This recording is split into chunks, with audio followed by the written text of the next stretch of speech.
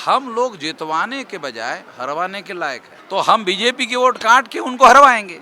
भाई इंडिया वाले तो हमसे वार्ता कर रहे हैं, तो वो लोग हमारी मदद चाहते हैं। वार्ता 3 बार हो गई है, नीतीश कुमार से 1 बार हुई। मोदी जी 10 साल प्रधानमंत्री रह चुके हैं, ओबीसी की बात ही नहीं कर रहे वो।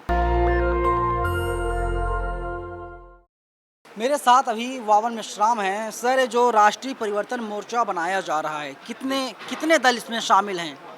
अभी तक 77 दलों के लोगों ने लिखित सहमति दी है। 77 पार्टी, छोटी छोटी पार्टियां हैं, जिले लेवल की, 2 जिले की, 3 जिले की, 77।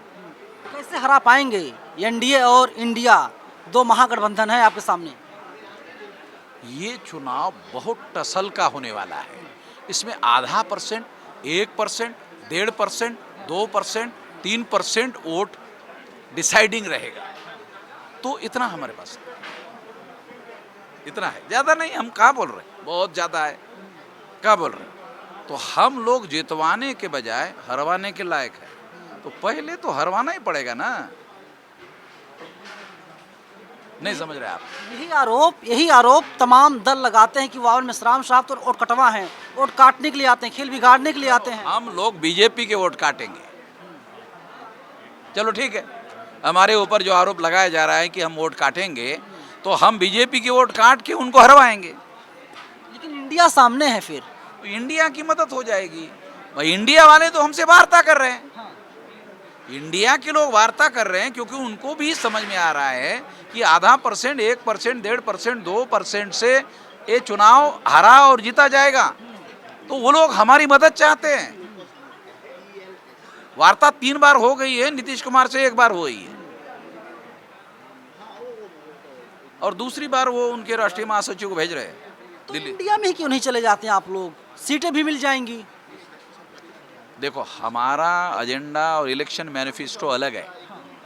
हमने इलेक्शन मैनिफेस्टो जो है, हमारे बहुत सारे ऐसे मुद्दे हैं जो इंडिया गठबंधन है और इंडिया गठबंधन वाले नहीं लेते हैं। तो हमारी रणनीति में हम अपने मुद्दों को भी आगे बढ़ाना चाहते हैं और हमारे लोगों का पावर शेयर होने की दिशा में भी आगे बढ़ना होगा। केवल मुद्दे से नहीं चलेगा।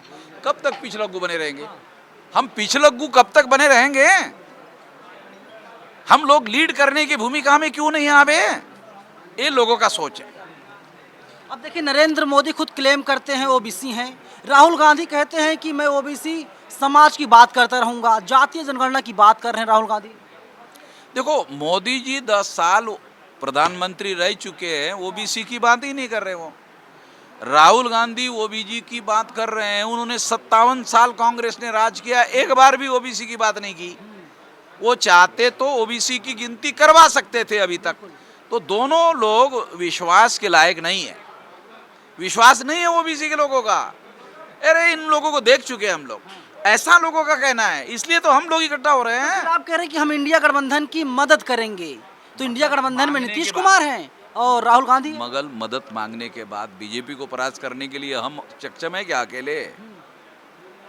कांग्रेस गठबंधन के नेता लोग हमसे वार्ता कर रहे हैं। क्यों? क्योंकि उनको ऐसा लगता है कि हम सक्षम नहीं हैं अकेले ही नरेंद्र मोदी और इनके एनडीए गठबंधन को परास्त करने के लिए। तो वो वार्ता कर रहे हैं ना, उसकी वजह है। अब आप देखिए, कांग्रेस के नेता हैं, वे कहते हैं कि बिना बहन जी के इंडिया गठबंधन मजबूत नहीं हो पाएगा, सफल नहीं हो पाएगा। बहन जी को लाना होगा, उत्तर प्रदेश की जो 4 बार मुख्यमंत्री रह चुकी हैं। बहन जी किसी के साथ जाना ही नहीं चाहती। जबरदस्ती बहन जी को साथ में लिया नहीं जा सकता। आप इनवाइट करते हैं बहन जी को, आइए तीसरे मोर्चे में? बहन जी को इनवाइट करने के लिए क्या हम सारे देश के लोगों को इनवाइट किया? उनको भी इनवाइट कर सकते हैं, हमें क्या दिक्कत नहीं। मगर उन्होंने इनवाइट करने के पहले घोषित कर लिया कि हम अकेले लड़ेंगे। अब इनवाइट करने के लिए भी कोई आधार होना चाहिए। यहाँ वो लोग आए हैं जिनसे हमारी टेलीफोन पर बात हुई है और वो लोग राजी हुए, उतने ही लोगों को बुलाया।